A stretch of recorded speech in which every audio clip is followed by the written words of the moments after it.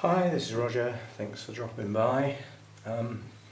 Due to doing that work out there today, my back now hurts quite a lot. So what I'd planned on filming today, I'm not going to do because it involved a fair bit of bending and all that sort of stuff. So I thought, well, what can I do standing up then? And I thought, well, we haven't mounted an orchid for an incredibly long time. I'm trying to sort of not use mounts unless it's really goes with the plant, rather than just using it as an excuse not to have a pot, if you see what I mean. And I'm quite happy to repot orchids. Remounting orchids is often not funny, and several of my mature Dendrobiums got remounted and it's knocked them for six. It really has taken the stuffing out of them. And in a couple of cases they may well be lost, which is not funny.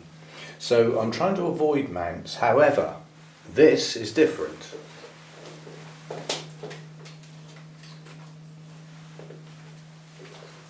Because this orchid's already mounted. But the Keikis aren't.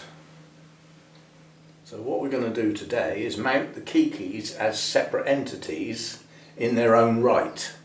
And we've got 1, 2, 3, 4, 5, 6 that we can take off and mount, all of which have new growth starting. Keikis with existing roots, put onto a mount, those roots will not attach. They're old roots and they are aerial roots. So they've adapted to become aerial roots and won't adhere. However, all of the new growths on these Keikis will grow new roots of their own. They will. So that's the plan. So the first job is to detach them. Now I'm going to see if they'll just snick off, and if not, then I'll cut them. Well, that one came off nicely. You see what I mean? You've got a nice new growth there, and that new growth will push out its own roots. So that's good stuff. I know I haven't got my cinnamon, which I need for the breaks. So these look like they're twisting off quite nicely. So that's 2. Now we've got this big one round here. This has already grown a new growth that's become deciduous, so it's actually 2. And a new growth just starting. So this one may not come off so easy. That came off easier than anything else. So it hasn't got many roots, this bit, but it has got a new growth, so that's 3. And then we've got the ones down the bottom. These are the bigger ones with nice new growths. And these are right on the ends of the canes. I mean, this one's got 2 new growths as opposed to 2 Keikis with a single new growth. So this one should push on quite nicely. See? It's a nice established Keiki. The Keikis will point downwards, the canes, the new growths, will point upwards. But if they get long enough, they will arch over and become pendulous, which is the nature of this plant. That's how it grows. Pendulous, deciduous orchid, this one. Oh, I haven't said what it is, have I? Dendrobium aphyllum. And now, the Keikis that were planted on the base last year are just, where's the camera? Are just starting new growths. So the Keikis that were put on the main mount last year are coming into growth. The main plant, however, has no signs of new growth. But remounting it was a major disturbance for the main plant, and I suspect that's why it's chucked out a load of Keikis. Because although it's had the odd Keiki in the past, I've had this a while, it hasn't gone mad like it did this year. So that's either environmental circumstances, change of environment, all sorts of things can have done that. Now what I've got here is a very wide mount, because I want these plants a little spaced, but with some space between them. I don't want them all bunched up together, so that the new growths have their own space, they will be their own plant in their own right.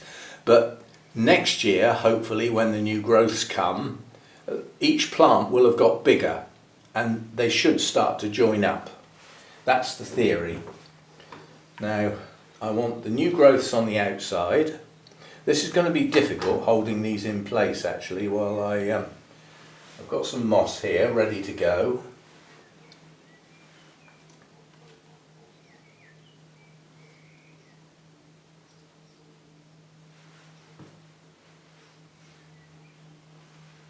Right, that's the bigger ones. I got a feeling these are all just going to fall off. That's the one with the tiniest new growth. And then we've got these two little tiny ones which can just go in a gap, basically. They'll just fill in a gap. Right, so that's how I want them. I'm just going to go and get my cinnamon. I'll be back. Right, disaster. They say pain is the mind killer, and it breaks your concentration. It stops you having a flow of thoughts and ideas because it keeps niggling at you, and that's what's just happened. I went to get the cinnamon, turned the camera off, came back in and forgot to turn it back on. So all of the mounting process was not filmed, and I haven't got the patience to take it all apart and do it again. But there are plenty of videos showing me mounting orchids if you want to see me mounting an orchid. I'll explain what I did. Now, you saw me positioning the Keikis, yes? I then put some moss on the top of the Keikis. Just lead on the top, not pressed down or anything like that, and no moss underneath those roots. Yeah? Even though those roots aren't going to attach, and the roots off of the new growths will attach, I don't want any moss underneath them, if you see what I mean. I only want the moss on the top. That way, when I do come to remount this, they should come off easier. That's the theory. So I managed to position the moss without knocking all the Keikis off. I then got my length of wire. This is a very thin, it's bonsai wire, but it's very thin. And I've got stacks of it because it's sold by weight. So the thinner it is, the longer it is, if you see what I mean, because it's the same weight. I've got stacks of that, I'll never use that.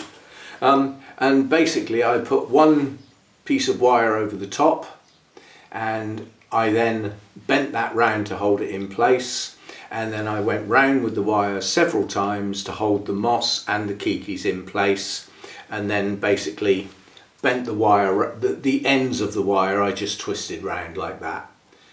Yeah, and that basically has done the job.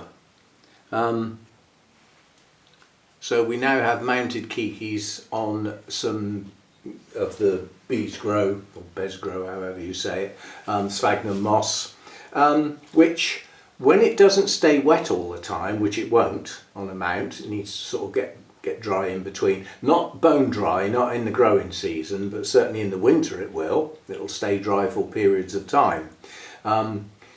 This stuff lasts quite a long time because it's good quality.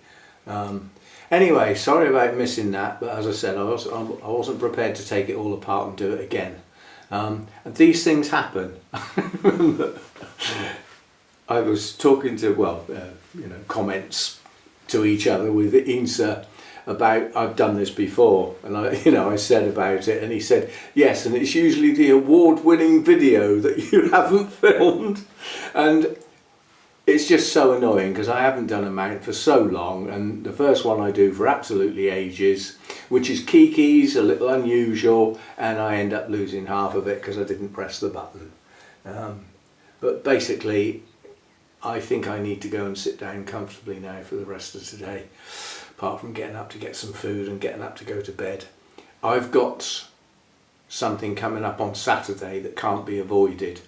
Well, it could, but I'm not prepared to. So if I've got a bad back on Saturday, I'm going to have a bad day out because I've got the drive, getting in and out the car, quite a lot of walking around, chatting to people, and I'm going to have a bad day if my back still hurts.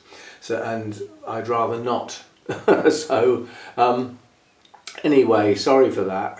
These things happen. It's life and stuff and that. And as I've said, what I'll do is I'll put a couple of end screens up that show me mounting an orchid from scratch, if you see what I mean. so that you can at least see what happened here and imagine it on this particular thing, if you see what I mean. Quite honestly, mounting an orchid, it doesn't change. The only difference that some people use fishing line, because the clear fishing line, when it's on there, it virtually becomes invisible. But I'm quite happy to have this wire because, well, can you see it? It's almost invisible anyway because it's so thin. So I'll put a couple of end screens up that link to me mounting orchids, so that if you want to see the full-blown thing, then obviously you can use one of those links. And sorry about that, that's, as I said, it's life, it just happens. I was really annoyed because how you find out you haven't pressed record is when you go to turn it off and you actually turn it back on. You see what I mean? Because it's a toggle on off. So when I went to turn the camera off because I'd finished and I pressed the button, the red light came on. It started to record. I thought, well, you don't want to know what I thought. There could be ladies present. We don't do that sort of stuff on video. We do it in here though, and that was done. Anyway, see you next time. Thanks for dropping by, and sorry about the muck up, but it happens.